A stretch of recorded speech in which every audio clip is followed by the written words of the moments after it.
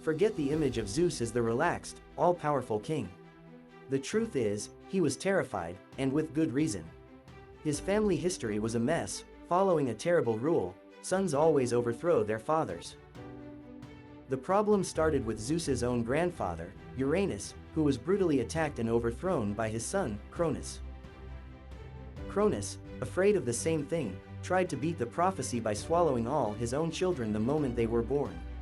But guess what?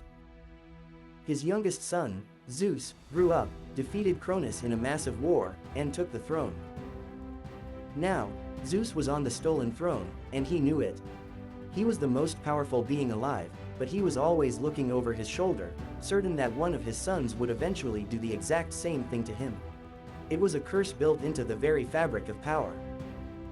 Zeus didn't sit around waiting for doom, he fought destiny with cunning and violence.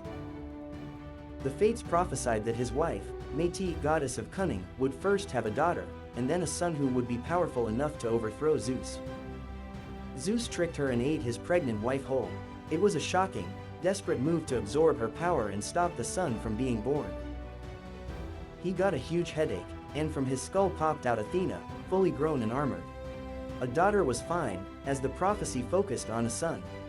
Crisis averted, for the moment.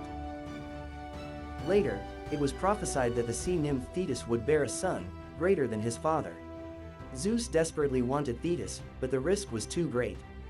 He immediately married her off to a mortal man, the hero Peleus. The son she bore was the great hero Achilles. Because Achilles' father was mortal, he couldn't challenge the king of the gods. Zeus had successfully manipulated fate. Despite his cunning, Zeus couldn't stop having children with all sorts of goddesses, nymphs, and mortals.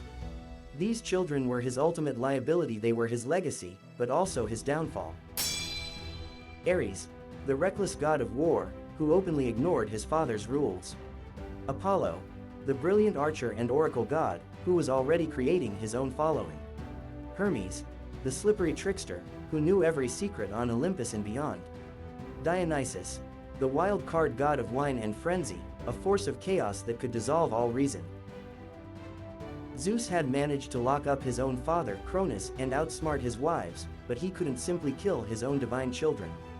They were too powerful, too independent, and their collective power was like a massive storm that he couldn't control. Zeus was trapped. He sat on the highest throne, ruling the sky with his thunderbolt, but he knew the painful truth: he did not rule fate.